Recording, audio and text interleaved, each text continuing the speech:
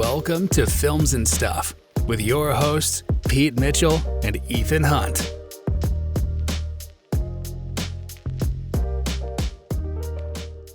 Pete? Ethan?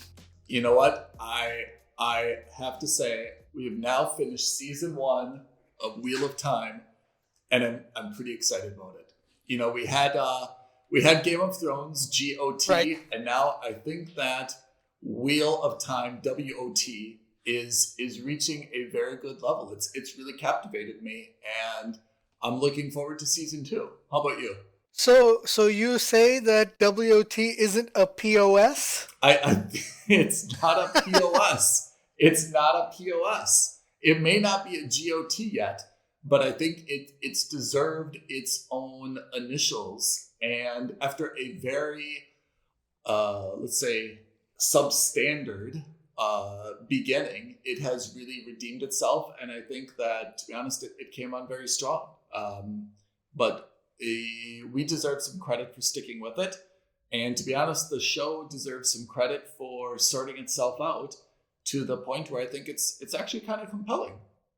Yeah, I don't know how compelling it is, but I will say it is markedly better the second half than it is in the first. Mm-hmm. I really think the first 3 or 4 episodes, it's really struggling to find its legs or its identity or whatever you want to say. Yeah. But I think the moment you had all the characters stop running, right? And that was, if I remember correctly, that was my problem with episode, I think 2 or even 3, was you saw these guys only on the defense. And that's not to say they go on the offense here, but I mean, they're always running, and it was exhausting to watch because it was just running with no end in sight. And I must admit, once they got to the city where the White Tower is located, things definitely started turning around. White Castle. Yeah, White Tower.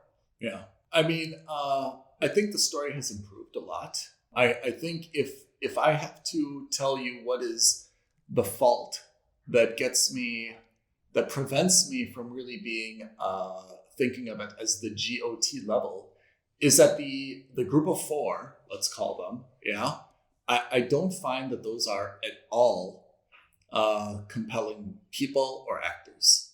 Not a single one of them, to be honest, is endearing to me, interesting to me. None of them. I mean, one by one, they're all pretty miserable, to be honest. I think Rosamund miserable. Yeah. Not much chemistry even amongst them, even though they're all supposed to be close friends. Yeah. And I'm not compelled to like them one way or another, or even hate them one way or another.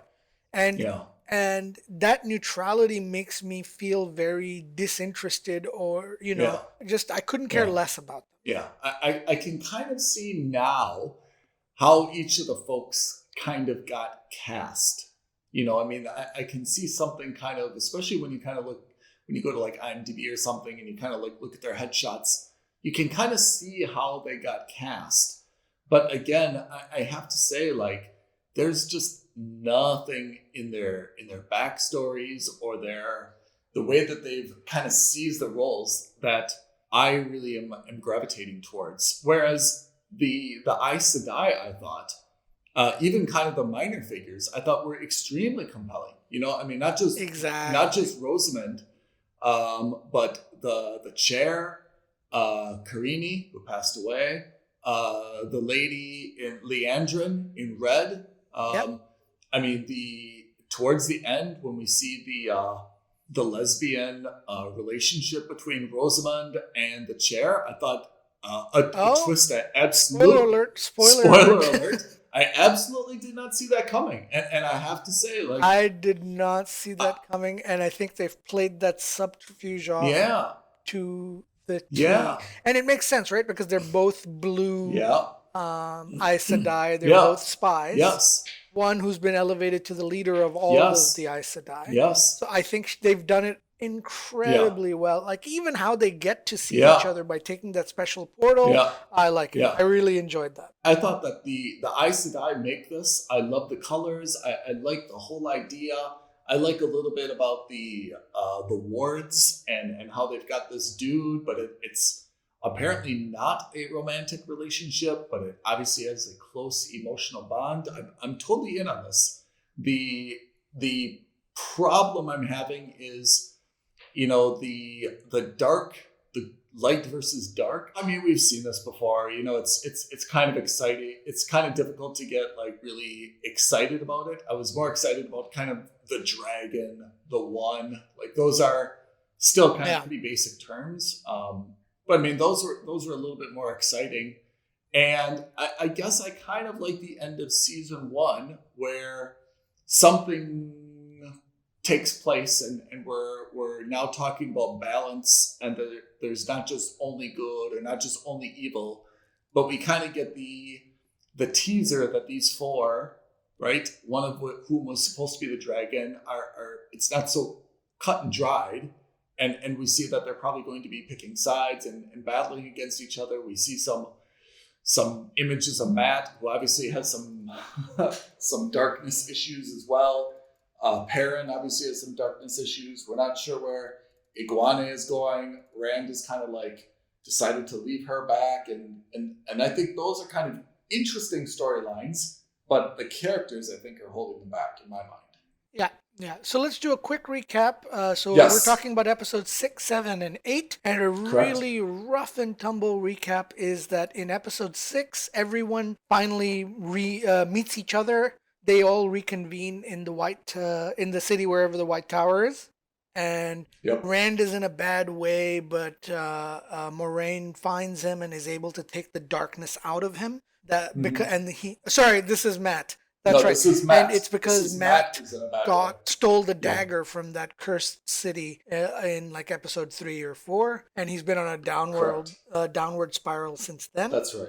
So, but at the end of the episode, they finally catch up together, and during the episode, the meat and the potatoes of the episode was us finding out about the relationship between the head of the Aes Sedai and Moraine, and that she's been working on a secret mission for the Aes Sedai in trying to uncover who the dragon is. And the episode ends with them leaving the city because now Moraine, as a quote-unquote punishment for her actions, has been exiled. But this is all a part of her plan and the leader's plans, because she can't continue her mission while being imprisoned or being stuck in the White Tower. So she takes the 4 of them and they go to, or the 5 of them. I keep saying the 4, but really it's the 5 of them. And they head towards a border city, which is where near the so-called Eye. This happens in episode 7. They use I want to use a gaming terminology here, but they use a fast travel system. It's like a portal that allows them, that's connected to like a series of paths that allow you to emerge from on one side of the world to the other, or from one city to another. And while they're taking the portal, as they enter, Matt decides to stay back, and he doesn't join them in the portal. And Moraine doesn't fight to keep him in the group. I think it's because she inside her knows that he's not a dragon. We don't know exactly what the purpose is. Funny trivia, I found out doing some research after, the actor who plays Matt either quit or was fired mid-season. Oh. And that's why he was written out in episode 6, at the end of episode 6. Exactly. I thought that was interesting. I thought that was very interesting. He's being replaced by another actor, also someone I don't know, in season 2. Okay. Someone we don't know is being replaced with someone else we don't know to play a character who is unremarkable to begin with. Exactly. Got it. Exactly. So so that's just an interesting sense of tidbit, interesting piece of trivia, and I'm sure we'll get to more. But hold on. I love this trivia, by the way. You don't know if he quit or if he was fired? Both sides, Amazon and he, are both staying silent. Can we speculate? Because obviously... It sounds bad. No one gets fired without cause, right? Midway. Yeah, I was just about to say. So if I had to speculate, and this is just because in the recent 2, 3, 4 years of like rash news of all these guys coming out as being, being accused of some kind of assault, why would a young actor man or woman, why would they want to leave an Amazon series that is clearly going to be funded, that, potentially a chance for them to make it big, right? Yeah. And it's not like he left it because he was offered a part in Indiana Jones 5 or in some other big name movie, right? Yeah. He just left under mysterious circumstances. And so I hope this is not the case because, you never want to hope for allegations of any kind of assault. But my feeling is that clearly something was uncovered and he was asked politely to leave before it came out and he was forced to be fired. Pretty true. Any case, it's not a loss, but I do love this intrigue. Yeah. So this is episode 6, and then in episode 7 they get to this border city, and it's funny because we talked about this in maybe after the first or second recap where we were talking about we haven't seen any other really biomes, but we've ended up in like what appears to be like a desert city kind of place. It reminded me very much of the southern lands of Game of Thrones, right? Yeah. So anyway, so we go there and we find out this is actually it's kind of King's Landing, right? It's kind of King's Landing. And we find out that this is where Lan is from, Moiraine's ward. That this is where his hometown is, and that the leader of this kingdom, or this emperor or whatever leadership structure they have, his role, the function that he's been tasked with, is to protect the border cities from being invaded and to also protect the Eye, which is the center of, I guess, where the Dark One was imprisoned, right? Many thousands of years ago. And so they go there and, they find out that the Trollocs are potentially coming. They've been using the secret gateways or the secret passages, which was previously thought to be impassable by them, but clearly is not. And so they're at this town and they meet someone who's a bartender. The bartender here is a friend or someone known to Moiraine, and she is able to see the future. So she's able to ascertain the aura of an individual and see what their future is going to be. And so Moiraine asks her to see into the future of all 5 of of our protagonists to see who's the dragon, and she's unable to tell because it's so vague. This is where I was just like, and I think she even mentioned something like, "Hey, I've never seen this before." Right? Yeah, right. And we're now 7 episodes into an 8-episode season, and you're just like, what on earth? Like, this happens early on in the episode, and I was like, how is it possible that we still don't know who the dragon is? Like, you're now stretching this a bit too far. Yeah. But in any case, it turns out, everyone has an opinion, and the whole point is that they're all here, and the next day they're going to go to the Eye, and anyone who's not the dragon is going to die. Whoever is not the dragon is not going to survive the journey and the encounter to the Eye. And so Rand goes on his own in the evening. They have a big fight. All 5 of them have a big fight with each other where, again, because I can't stand her character and because she's constantly stirring the pot for no reason, Nynaeve then, starts making accusations totally false, totally out of the blue, that, Perrin is in love with Egwene, and he never loved his wife, and this, and she sows the seeds of discord within the group. They all have a massive fight, and of course, Rand storms out because he's that moody, emo, teenager-esque character, and Nynaeve realizes too late that, oh God, I've been talking nonsense, and she storms off. And this is where I can't stand her because, she's such a... It feels so two-faced.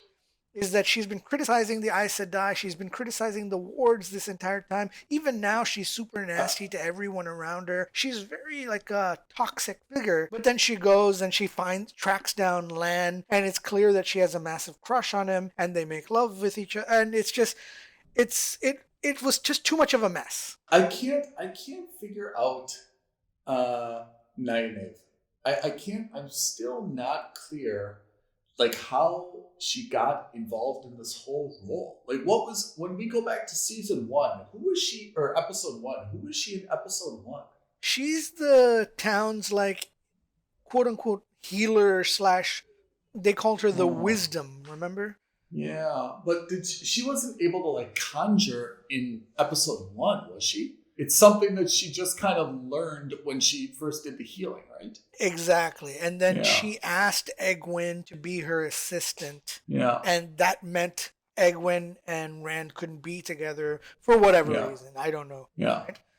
So that was the whole point. Was I've never liked her character from the beginning. I thought she was a very boring and bland character, and then she just drifted towards negative toxicity, and then all of a sudden she has this flip, and she's like, "Oh, actually, I'm in love with Lan," and I feel like she's just like a homewrecker everywhere she goes. You know? Yeah, I mean that's not a bad role on a show. I think the problem is that to be the homewrecker, I mean, you should really own that. And you should really, it's hard to come off as, this adorable, likable character when all the actions say otherwise. I mean, I'd prefer then if her character really just kind of like own that duplicity or, the hot mess. I hate everyone around me. And she should just be like, hey, I like stirring the pot. I like creating problems.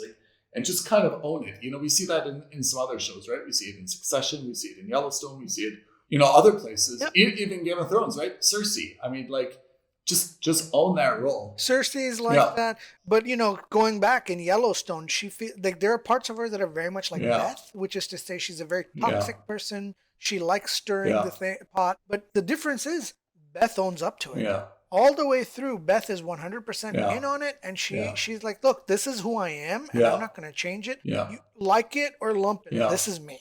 I'm not changing for anyone." Not even my dad. Yeah, I agree. I think this is where the show is really, for me, just struggling to get traction. And if it was just about these 5, I would really probably not watch the show. You made a very good comment about Rand, which I agree. He stormed off like a moody teenager, and I agree. He's very. I'm not getting his moods, to be honest. He was so. Even against his girlfriend, he was like sticking up for Matt against his girlfriend, right? Iguane, saying, "Oh, you don't know how hard Matt had it," and blah, blah, blah. Like, that just seemed like, okay, you can have a friend, you can be loyal to your friend, but I just thought like that was a little bit too far. And even as we saw, I know you're doing your recap, but if you jump forward to the last episode, the season finale, the same thing we've seen in so many episodes, right? Oh, I'm worried about my wife. I'm worried about my daughter. Everything I do has to, we've seen this before. It's such a common trope that if you're not committed to the role, it comes off as a trope, and that's I agree. And then it becomes worse to me, which is I love my wife and my unborn daughter so much, I have to avoid them for their own good or for my own good or something, right? And that's where this like totally falls apart, which is, it doesn't really make sense. I love someone so much I have to stay away from them, right? So, Yeah. So before we get there, just quickly, so at the end of the episode, he kind of makes up with Egwene again for like the 3rd or 4th time in the last 8 episodes. He goes to the bartender and he forces her to tell him what she actually sees when it comes to him, because he has this feeling in his mind that he is the dragon, but he's not 100% sure. He knew he was the dragon. And he was. But then, so one thing we forgot was like in the last episode when they're traveling through that secret passageway or that portal, they all get hit by this wind, which tells everyone internally like what they're most afraid of or what the hidden truth about them, right? And it all turns out they're all meant to be like lies. It's a very blunt wind. And it's all exactly, and it's meant to be a lie, but he's told that he's not the dragon in that wind, which makes him doubt himself. But then it turns out that, of course, it was a lie, which means he is the dragon. Oh, I thought it was the opposite. I thought the wind was saying, it's you, you can't escape, you can't run from your destiny. I thought it was telling him that he was. Maybe that's what it is. And it could be me getting confused, but it was windy. It's very windy. Whatever it was, the whole purpose was to sow seeds of discord in everyone's own mind, right? As to who and what they actually were or weren't. So anyway, to clear the air, he goes to see the bartender, and she explains the story of his background, and we see this as a flashback at the opening of the episode. You see Rand's birth, and you find out that his father, who he thought was his father from the one we met in episode 1 isn't actually his dad. It was his adopted. It was the guy who was fighting his mother. Not his dad. And who ends up becoming his midwife. That's right. That's exactly right. His midwife. So, it's basically his midwife. Hold on, though. That scene, that flashback, can we just take a moment to break that down? Like you said, we see this redheaded. Yes. To be honest, this reminded me a lot of Jon Snow's girlfriend, right? Yeah. I mean, a lot, right? The red hair, the fighting in the snow scene. Anyway, so we see this lady who's a fierce warrior taking soldiers, up this entire, right? Yeah. let's call it a battalion of, soldiers or fighters, right? And to make it even more badass, at first I thought she's in labor, actively in labor. Tuna, but she's actually giving birth. She's in labor, and while she's in labor, trying to hold in the baby, she's like slaughtering people left and right. She finally sinks to the ground and gives birth, and there is, Rand's adoptive father, who's also a soldier, that somehow decides not to kill the mom. She just dies after birth, takes Rand, and apparently raises him. So my question is, apart from how badass that scene was, which that's the thing. I have no clue because I don't think this is a genetic thing. I don't think it's something that gets passed on from person to person. Right, you're right, because it's the wheel of time, which is it's not passed down. Right. Although his mom was pretty badass, so I mean you could see. Yeah, I think that his soul just happened to be the great dark one's, his turn, right? Yeah.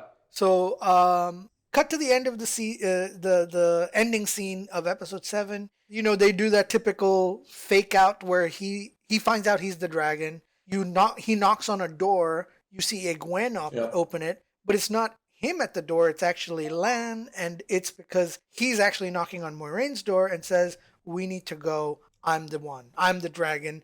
I don't want the rest of those guys to go with me because they're gonna die." By the way, I love any scene where there's people knocking on doors and the doors are opened and you're surprised at who's on the other side of the door.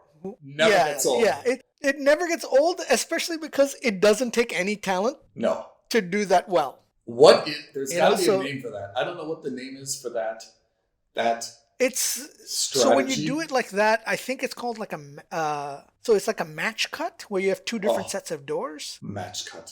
Great. So because the one prop in between both scenes are the same, and the camera angles are the same. It's just that they're two different sets of people, right?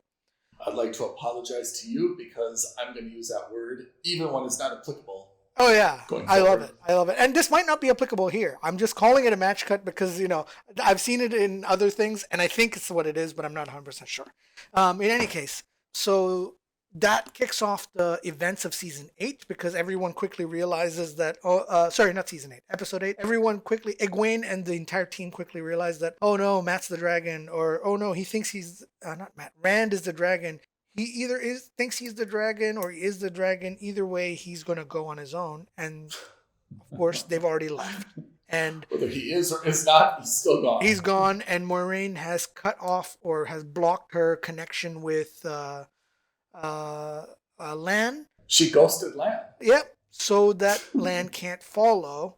And this is the thing that really bothered me. Nynaeve but you can't ghost your ward. That's not cool. Exactly. I mean, so fine. She does it for whatever reason, and they don't have a typical Ward Aes Sedai relationship. I get that, but there's still a deep connection between the two of them. They have kind of an open relationship because Lan even knew that Moiraine was going to see the seat. Yeah, so I think they have a relationship in that way, in the sense that they're very open with each other, but I don't think it's like a sexual relationship between the two of them. It's more like I love you platonically, like they both have a very platonic relationship with each other. Which is why I don't think Lan had an issue sleeping with Nynaeve, because he's like, listen, if I'm going to get somewhere, he's definitely got it. He's definitely got a type though. He likes so in any case, the secretive Aes Sedai type. Kind of. But what really irritated me was that, Nynaeve in the last couple episodes is kind of like building her reputation as, I'm this badass warrior potential dragon. I tracked Lan. And then she admits towards the end of the episode, when it's far too late, by the way, Lorraine's got to tell. I should have told you this earlier, but I didn't want to. And this is how you can track her, which is, again, I mean, irritating. Yeah. Also seemed a little bit like, I mean, I don't know. I think that was just like the wrong way. There was a better way. She could have said like, hey, I've got a vision of where she's going. Or, I mean, obviously they knew where they were going. I mean, it was just, I agree. That was kind of unnecessary. Like Lan obviously knew where they were going. He could have just like gone. He didn't. Yeah. Nynaeve was a tell. Like, I mean, it's pretty clear where they were going. It's not like he had to follow her scent, in this forest of trees. They're going to the eye. So unnecessary. Unnecessary. And again, it puts her in a position where she's neither here nor there, where she's not really the best at anything. Yeah. And she's really just coming off as unlikable, at least to me. So anyway, most of the episode is about the Moiraine and Rand getting to the eye. And while they're traveling through this like patch of bramble, he falls asleep and, he gets confronted by the Dark One in his sleep. Because, of course, as they get closer to the eye, the power of the Dark One is getting stronger. And he exits the dream. He realizes that he's being misled or that it's a dream. And he ends up stabbing himself to wake himself up. But he refuses to tell Moiraine what happened in his dream. And where do we end? Okay, so they get to the eye, and then they have this confrontation. And by they, I mean I really just mean Rand, because I think Moiraine in this case isn't really there to do anything but guide him to where he needs to be, right? Yeah, she definitely takes now a role, and I think Rand even said that kind of on the way, which is, okay, what's your plan? And she's kind of like, yeah, like we'll just we'll figure it out when we get there. He's like, that's not really good enough. Like, you've always got a plan within a plan within a plan. What's your plan? Yeah. And she's like, hey, take this little figurine. Like... Oh, yeah. Right? It'll help you channel your power 100 times more. And he's like, oh, great news. I thought we were going to go into this, unarmed. But thanks for giving me this porcelain figurine that you got from a gift store. Like, that'll solve everything, Yeah. And that figurine, by the way, if you recall, never came up again. No, it did. It came up implied. So what happens is then he goes into this dreamlike fugu state, gets transported into a world where he is living in the forest with Egwene, with their daughter or their baby, right? Yeah. And Joya. And Joya. The Dark One confronts him in that dream, and he says, look, we can reshape the world. You have the power to reshape the world in our image. And if you do this, this is something you can have. And, he shows this idyllic lifestyle, and he's basically not goading or taunting, but enticing him with this vision of what he thinks Rand to be perfect, right? Or utopian for him. But he starts channeling to not destroy, but like defeat the Dark Lord. This is where it gets a little vague. Yeah, I was feeling a little bit Darth Vader, Luke Skywalker here, where come join me. The Dark One, is that his name? Was kind of like Darth Vader, and Rand was kind of like Luke Skywalker, saying, "Okay, son, come over. We'll rule the world together. You can do whatever you want." And I see that, right? The Dark One wanted, kind of the younger, more powerful one. Rand said, hey, I don't want any of that. You're bad. And killed him, I guess we believe. Yeah, that's the thing is, I don't know if it's a kill, because this is where it gets a little Harry Potter for me. I don't think he's actually destroyed him. I think he's just delayed the, final confrontation. Because if he's killed him, and let's finish that statement after the quick recap. This is the first time you actually see Rand channel, right?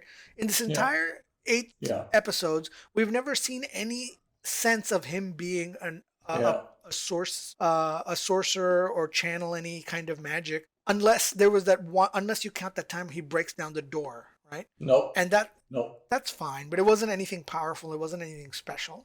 Yeah. And so he starts sourcing, but this is where you see when you see the CGI of the wave coming from his hand, it goes into his pocket to the little figurine. Oh. Subtle. Yeah, so he channels into that. Again, it's a blink and you miss it moment. It's not, for me, Yeah. it didn't live up to the hype that Moraine gave it in that little pep talk, right? Yeah. And whether he's destroyed or not, we don't know, but he quote unquote ends the threat, or at least the immediate threat.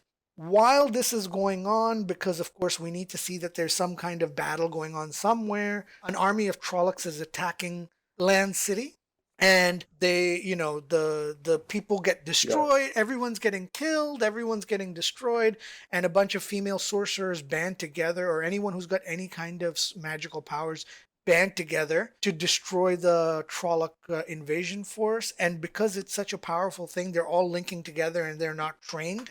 You can start to see that people's eyes are getting burnt out. It's reminded me very much of Mads Mikkelsen in Doctor Strange when he plays the bad guy. And you see Nynaeve actually sacrifice herself. And I was like, oh my God, it's the first time you've actually seen her do anything positive. She sacrifices herself. They unleash this wave and destroy all the Trollocs. But then, of course, she's brought back to life by Egwene or however you pronounce their names. And then simultaneously, you see that Perrin is in the throne room trying to defend the throne room, but there's no one in there, and we don't know why. And then we find out that there's a merchant from the very first episode. He shows up, kills everyone, and he reveals to Perrin that he was the one who brought the invading Trollocs into that mountain village at the first episode. They weren't supposed to kill anyone. They were supposed to just kidnap the 5 of them. And then he implies that even if there isn't one dragon, all 5 of you being born at the same time and all 5 of you having some kind of connection, magical connection, is a rarity. And the whole thing was we wanted to kidnap you all. So this guy, his name is Padan Finn, is actually working for the bad guys. And they take the throne aside, and underneath the throne is some kind of box, right? Which is, I think, like their... break in case of emergency. No, it's... we don't know what it is, but clearly it's something that the Dark Lord wants. And it's some MacGuffin that's probably going to play an integral role in seasons 2 and going forward, right? What's a MacGuffin? MacGuffin is a plot device. It's a plot device which is usually some... I don't want to say inconsequential in terms of the device itself, but it's a plot device that's used that drives people and motivates people to do something. I have to say, Pete, today is vocabulary day. First, we've got the match cut, now the MacGuffin. This is very educational stuff. In every heist movie, so there's, the MacGuffin is something that they're trying to steal. Or, you know what I mean? So in Red Notice, the 3 eggs were the MacGuffins. So it's basically a plot device that motivates the main characters to do whatever they're doing, right? So I imagine that this is going to play a role as the MacGuffin in seasons going forward. So can I go back to something, which is when we see there's a few things about this last episode that I felt went really fast, and I wanted to see more. So, for example, even though this was very Lord of the Rings-ish, or even Game of Thrones-ish, where this new army is kind of like defending this gap tower or whatever it is. It's really like a hydroelectric dam, right? I really liked that scene, and they minimized it. And maybe they minimized it because we've seen more than once, this attacking army of just such volumetric numbers that they crawl on top of each other, they overwhelm, the defenders and so forth. Okay, fine. So that went fast. Although it's really sad to see the leader die, because I thought that he could have been like a good additional character. I mean, his role was pretty powerful, and it ended. Okay, then his sister, as you mentioned, is leading kind of the Aes Sedai Iguana. The Diet Aes Sedai. Nynaeve is there. Someone else is there. They all link up, and I kind of was feeling like this lady was getting like a power rush, and I kind of thought everyone else would die, and then she'd become like this new bad person. Oh yeah, that would have been interesting too. Infused herself like, okay, the dark one died. But guess what? This other lady kind of like infused herself, and now she's the new bad guy, and I'm out to or she's unlocked the ability to steal source she's like, from I'm everybody out to else. avenge my brother's death. He wouldn't have died if he was defending you all. So now you all are my enemy, and blah blah blah blah blah. Right? Yeah. That would have been a very interesting twist. I thought actually, that was going to be it. And then when Nynaeve died, I wasn't clear, like, how did Iguane revive her? Because I didn't think Iguane was a reviver. And I also thought that you could heal, but healing is different than death. Because we saw in that one episode, so far back, right, when Loghain and Ablar killed one of the Aes Sedai, that she was just dead. Yeah. No one could fix her, right? Yeah. So I thought that this scene, I liked the idea of the linking up. I thought it was super cool, but I felt like the way that it played out was really weak sauce and left a lot on the table that could have been better. We've seen this a million times. Someone dies, rises from the dead, and they're back. It's like the Matrix, at the end of the Matrix, and even with the burned out eyes, it's very similar to the Matrix, right? This is, I think, a problem not with the show, but in the timing, in terms of the timing of the show. I think a lot of pop culture, in terms of television and movies, have beaten them to the punch. So even though these books were written 30, 40 years ago, right? Or however many years ago, it's no longer a cool concept because, other shows have done it. We've seen it before. Yeah. We've seen it before. And then going back into kind of the castle, the village, and so forth. This thing where Padan Fane came in, I didn't see this coming. I don't think anyone could have. Obviously, it came from nowhere. It's still not clear what his role is. As you said, there's a MacGuffin. It's really not clear what this is about. But there were two things that were strange to me. Or one is sad, one was strange. The sad thing was, I didn't like that the lion dude, Loial, died. Oh, the ogre. Or the ogier, or whatever. Yeah, I thought he was a wonderful kind of sidekick, and we've seen this with a very short Lord of the Rings. Sidekick, what's that word? The guy who's making jokes and light of the situation. He reminded me a little bit of Drax from Guardians of the Galaxy. Yes. Where he doesn't understand human nuances and metaphors, but he's a great source of knowledge, a great source of exposition. Yes. Yeah. Yeah. I agree that you're absolutely right. That character has two values. One, he's unintentionally funny without making these wisecracking jokes, like Ryan Reynolds. He's funny in just making kind of observations and, light humor. Kind of backhanded compliments, oh, these humans, they like to go so fast. I'm not fast, blah, blah, blah.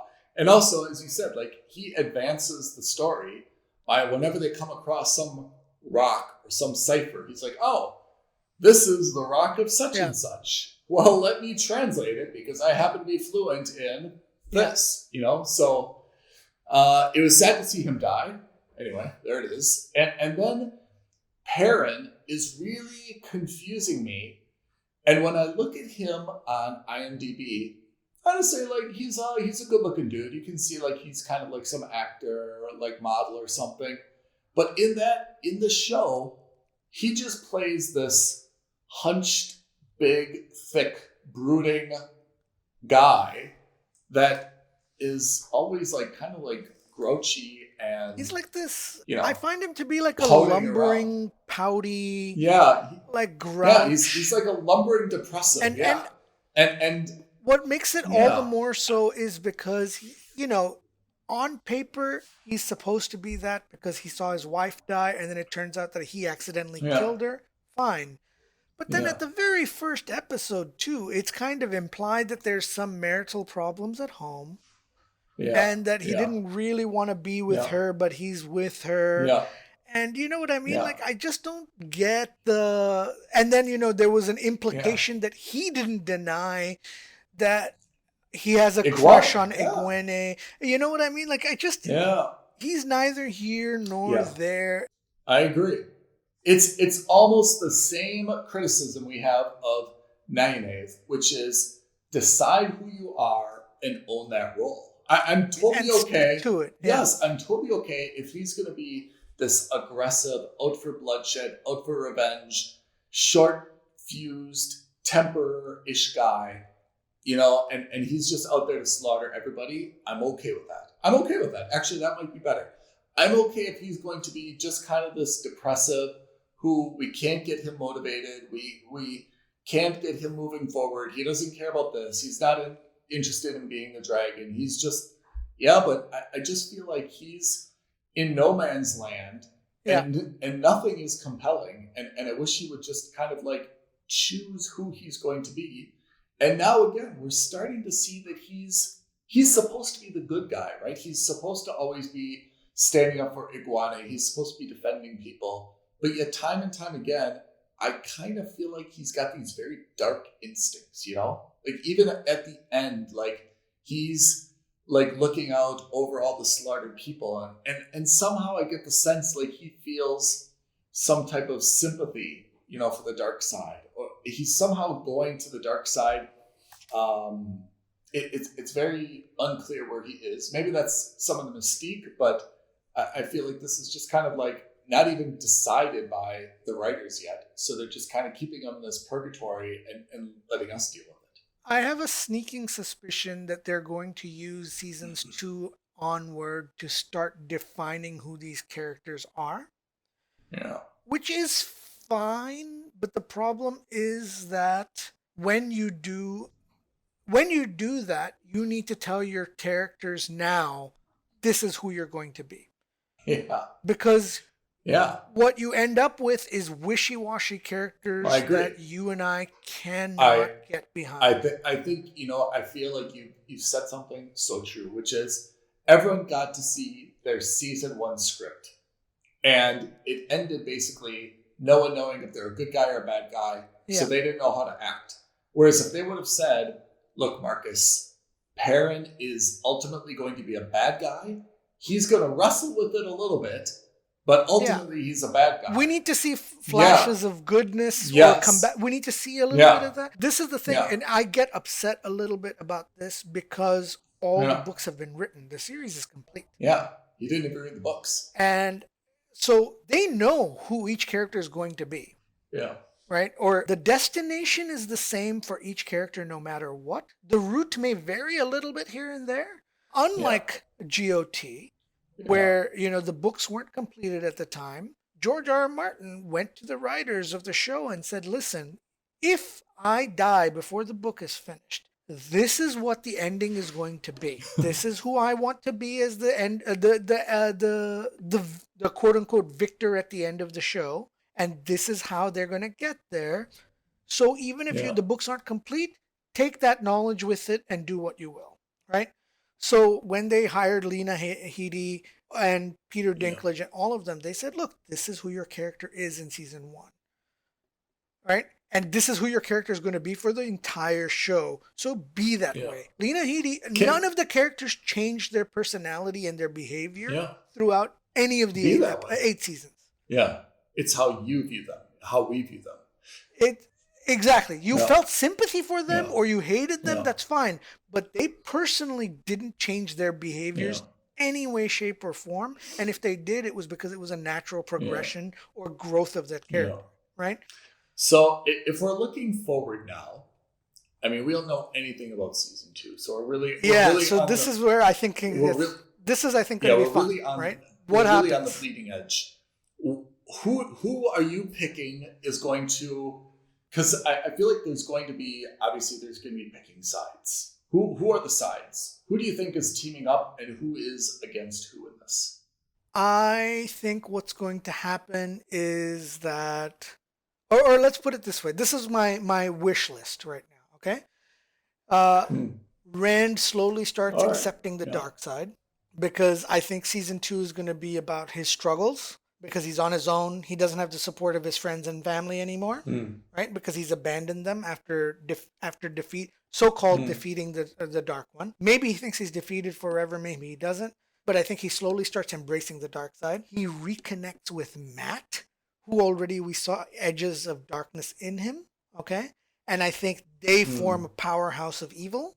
And I think the other three of them, because it was heavily implied, right, by Pat and Finn, that some of you have accepted the dark side and have moved towards the dark side. Some of you are moving towards the light. I expect that Nynaeve and Egwene are going to be on the light side because they're both playing also like healer type characters. Like the trope for a book series or for a show that so far has been filled with cliches and tropes, it's rare to see a healer play on the dark side, right? So I imagine the two of them will team up to be on the so-called good side and I think they're going to help Perrin get through whatever he's going through.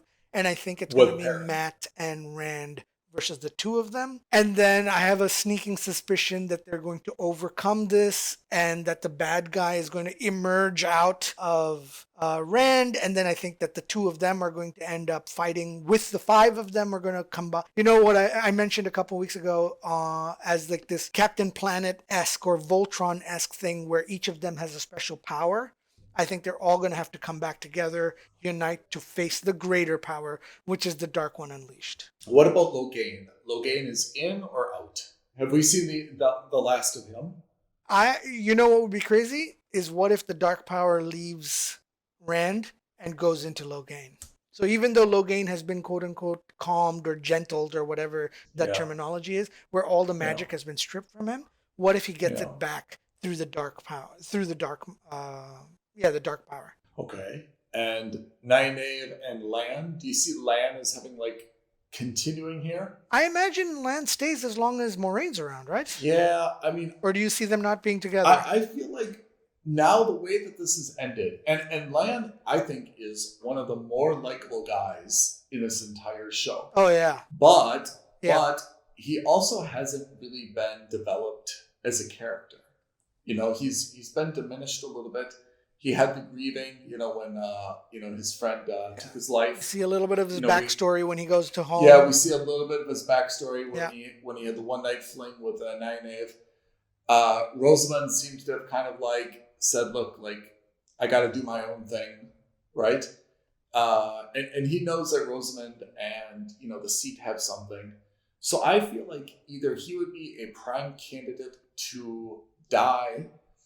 Or I feel like he has value because he seems to have a very strong connection with Nynaeve. And maybe those two kind of go separately. And she says, look, I want you to be my ward. And she starts to take a much bigger role and maybe get involved in like the politics of the White Tower. God, I hope not. Yeah, but because we've seen that makes a little bit of sense because Nynaeve and Moraine have not always seen eye to eye. Nynaeve, I think, was a little bit critical of the Seat, Amorlin's Seat, right? And these words are so difficult to pronounce as well. Like all these Y's, oh my gosh. Yeah. So I could see that maybe she would make a power play. Lan supports her, and she starts to make a play for the White Tower, sidelining Moraine. And then it's kind of like Perrin, Egwene are kind of on their own, not following what Nynaeve thinks is the best way to reel in Matt and Rand. So Egwene and Perrin go separately. They're forced into Moraine. Those three versus the institutionalized Aes Sedai are all against, Matt and Rand. But Matt, we know, is bad. Rand, it's not clear why he's bad. It's like manufactured. And that's why I agree with what you're saying, which is it seems like he's going to brood a little bit, eventually come back, and maybe the Dark Witches, Pat and Fane, go to Logain. And that's kind of where you see the Voltron versus Logain, big smackdown. I don't know. I just get this feeling that we're working towards a unification of powers only because of what Padden Fane said, which is you're all connected by the wheel. You're all different spokes of the wheel or something like that, right? I can't, maybe I was thinking that, but I got the feeling like he was implying that it's not just about Rand, who may be the Dragon Reborn. It's also about the four of you guys who have some kind of supernatural connection and power to the wheel and to each other. So tell me, how do you think these four are connected? There's got to be a backstory. Okay, we think they're not like brother, sister, like Luke and Leia.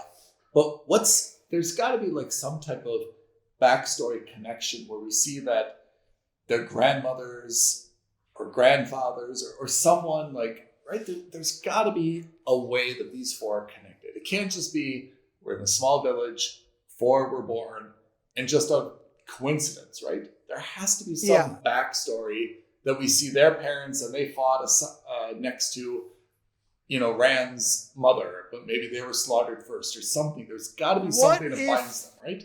What if, and this could be another thought, what if the Dark One's spirit or soul or whatever that term is in universe, right? Yeah. Was so big and so powerful and so evil that the Aes Sedai of 3,000 years ago or 12,000 years ago or whatever thousands of years ago split that soul into 5 different pieces. Okay, I'm with you. And then used the wheel to distribute it randomly across the universe, right? Randomly within the same neighborhood. Right. And that's what I'm saying is that it's so. And then the backstory is somehow these people are randomly their parents or grandparents. Because Padden Finn said it, right? He's like, look, in every generation, you might find 1 or 2 people who are born in the same place, who are connected to each other. But 5 in one is unheard of. Right? So maybe that's it. I mean, this is pure speculation at this point. I want more backstory. And I imagine that's what we're going to get. I imagine that this whole... So for me, I thought season 1 was them trying to build a foundation of the universe. Laying the brickwork to say, this is the Aes Sedai and this is what they do. This is the battle that everyone is having. I don't think they did a very good job of it, don't get me wrong. Overall, but by the end of episode 3 we still didn't really know what's going on, but by the end of episode 8 we have a pretty decent idea of what the function of each group or each, let's say, stakeholder is in this world. We know what the Aes Sedai are there for doing. We know what the White Cloaks are there for doing, or what they're there for. We know what the Dark One is trying to do, right? We still don't really know anything about anyone's background. I'm very intrigued to know what happens. Maybe this is what happens in season 2. We get to do a little bit more research on who Rand's mother was and what the significance of that stork sword is. You're right. Right? Because it's been mentioned a couple of times and we don't really know anything about it. I think you and I need to take some self-criticism here, which is Amazon has, apart from X-Ray, really a large amount of resources on the Prime website. Yeah, both kind of like 3-minute explanatories and things like this. Yeah. Some other behind the scenes. But I don't want to do homework. I know we don't want to do homework, but I have to say, I think we deserve a little bit of self-criticism that we're not taking advantage of some of these things. And because we don't take all the criticism, Amazon also deserves some criticism for not making it a little bit easier, because again, it's really tough when you want to go and binge watch episode to episode to episode to also scroll all the way down and click here and click here and click on this and click on that. I mean, this is a first. Let's put things in perspective, right? Yeah. I don't want to watch any TV show if I'm going to have to do homework and do the reading. In that case, I might as well read the books. Yeah, but that's not true, Pete. You just said you did. I mean, I hear your point. I hear your point, and I'm only half. Don't get me wrong. I know research in the sense that homework, right? Yeah. Game of Thrones, you don't need to have read the books to know what's going on in the show. Yeah. Right? And in fact, I got so hooked on season 1 and 2 that I went back and read the book. So it gave me a deeper appreciation for the show. The deeper dive. I must say, having watched season 1, I have not bothered, and nor will I bother to order the Wheel of Time series. It's not got me there. Well, I can't do it. Don't get me wrong. I can do it. I won't do it. Now, if season 2 goes in a direction which makes me go, oh, now I'm really hooked, then I say, okay, maybe I'll give the books a chance, right? But I'm struggling to want to do extracurricular homework, even if that just means watching 5-10 minute clips, to understand what's going on and who these people are. That is the function of the show, is to explain. I guess I kind of see it both ways, but I think what I'm going to do, because I think this is something new. I mean, the way that Amazon does it, not just with X-Ray, but having these resources. I mean, the way it traditionally is, if you go to like Apple TV Plus or someplace, is that they have like a behind the scenes. And I think I've been turned off by the behind the scenes, because the behind the scenes is usually the main character saying, oh, I love playing this character so much because you can really see how emotional he is, and he's so sad about his wife's passing. And it was all they're doing is they're recapping. Bigging themselves up, yeah. Yeah. I mean, they're basically over-explaining something that's very obvious. Like in this episode, you saw his wife die, and you see that he's very angry about it, right? And then the behind the scenes is talking about how angry this character is and how he got himself in the mood to play this angry character and so forth. Whereas I think that what Amazon is offering, and I'm going to take one for the team, Pete, I'm going to check some of these things out, because I think that these, as I understand them, are kind of like 3-minute clips saying, hey, what's Trollocs about? And hopefully it's giving me, a minute and 52 seconds about Trollocs. Hey, what is the Wheel of Time about? How does reincarnation work in this place? And hopefully it's going to give me this. Oh, does it do that? If it does that, that might be okay. That might be okay. Oh, that's a change. You might have swayed me. I think Ethan. let me do that. Because I have not even done it. And the reason I haven't done it is, like I've said, I've got to scroll all the way down and click on this and click on that. And I agree the way that I explain it, it sounds like I'm terribly lazy. But it's not that. It's that I've just finished an episode. It's going into the next episode. I don't want to stand up, go back, and start to change things. I'm actually a little bit excited to get on to the next episode, when I'm binge watching. Or I'm stopping because I've got a stop point, and then when I get back, I'm just resuming. So let me do this. I'll report back to you. Yeah, you'll be my manager. Homework. Yeah. I'll do your homework. The dog's not eating my homework. Let me do this, and let's see if that's useful or not useful. I agree with the fact about you shouldn't have to do homework. I mean, it's not fun if you have to do like independent research and kind of understand what what's going on. But if there is like some background and we say, hey, I wish there was more of this, but that resource is available to us, I think it's on me to find it. Okay, that's fine.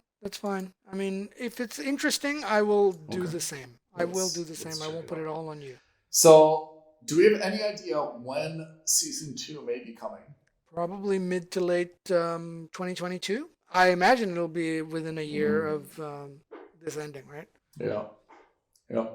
Things have eased up. Okay. In the interim, we said we would finish Yellowstone. We said I have still a lot. This is a recording. I still have a lot of catching up to do on Expanse. What is our new passion after that? After Expanse? Well, let's say while I'm catching up on Expanse, what else do we have that's compelling right now?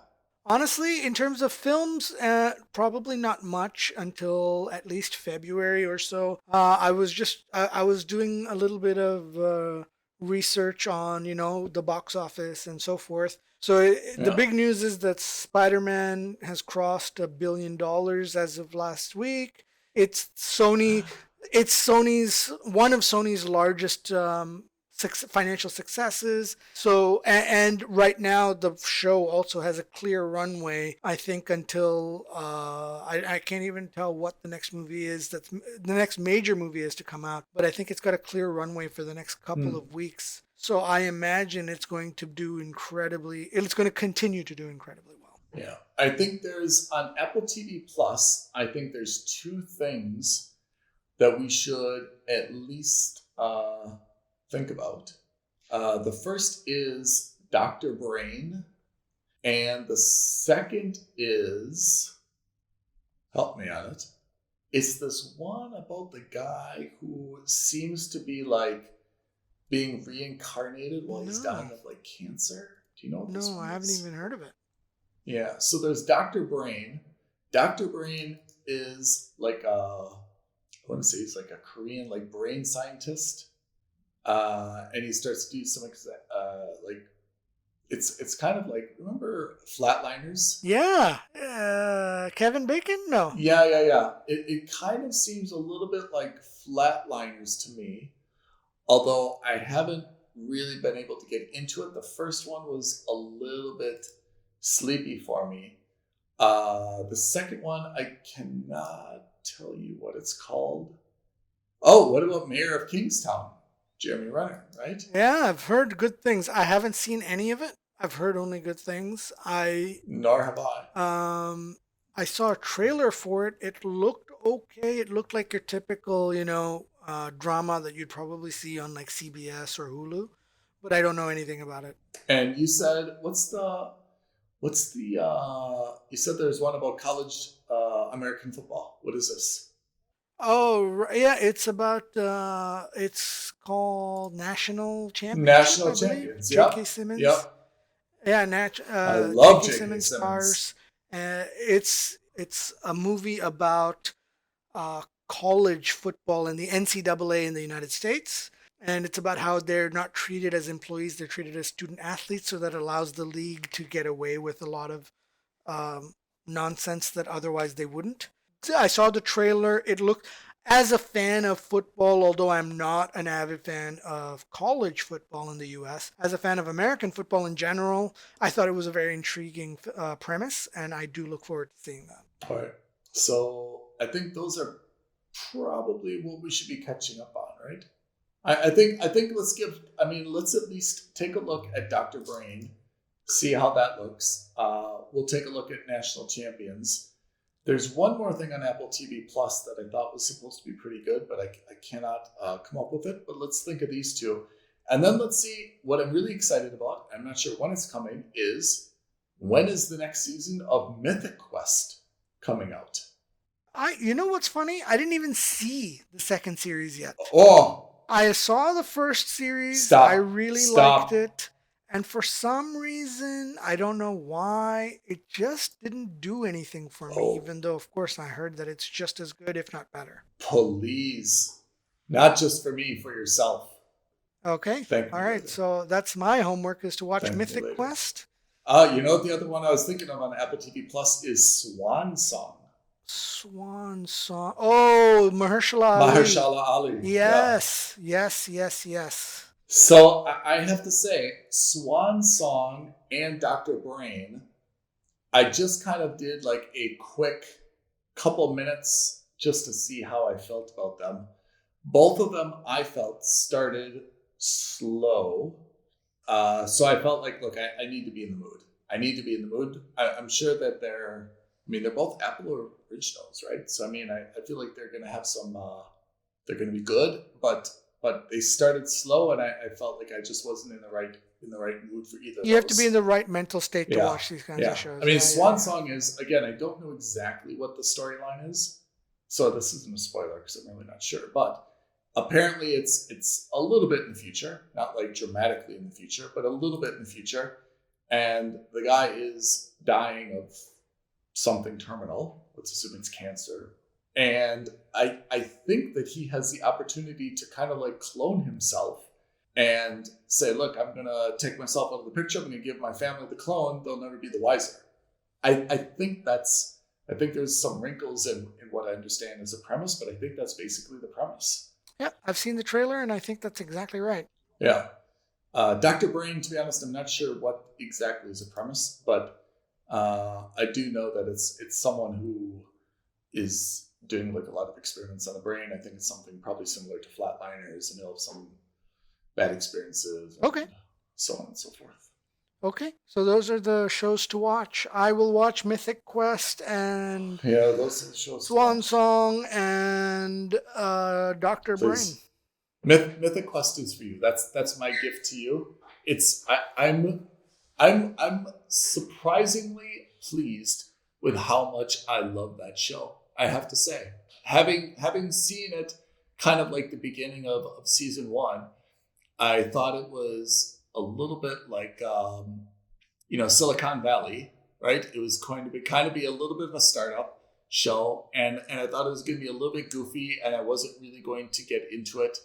But it grew some emotional depth towards the end of it. It really grew on me, and part of the reason I think it grew on me is that I see the warts in it. It definitely did not have like the biggest budget, right? And it definitely, it's just, I felt like it was just kind of thrown together, saying, okay, look, maybe that's a good idea. How much do you want an episode? 1 million? No way. We'll give you 250.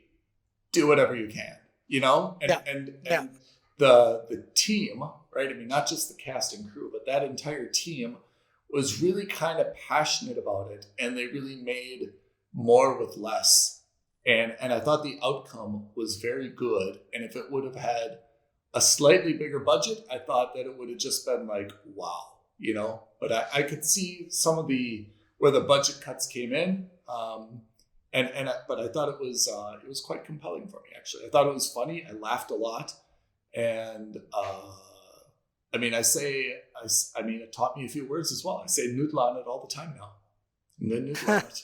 And the shovel. You see the shovel popping up all over the place as well, right? You even saw the shovel pop up in Don't Look Up. Remember when they were doing like this live stream? Oh, yeah. The shovel is That's exactly right. The shovel is now popping up in all over the place. Part of the lexicon now. It's part of the lexicon. All right, so that's it. That's what I'll do then. The shovel is the MacGuffin. All right, so until next time, I'm Ethan. And I'm Pete. Thanks for joining us, everyone. Thanks for listening. Peace. Thank you for listening to another episode of Films and Stuff. If you haven't already, please subscribe and review on Apple Podcasts, Spotify, or wherever podcasts are downloaded. Films and Stuff. There is no substitute.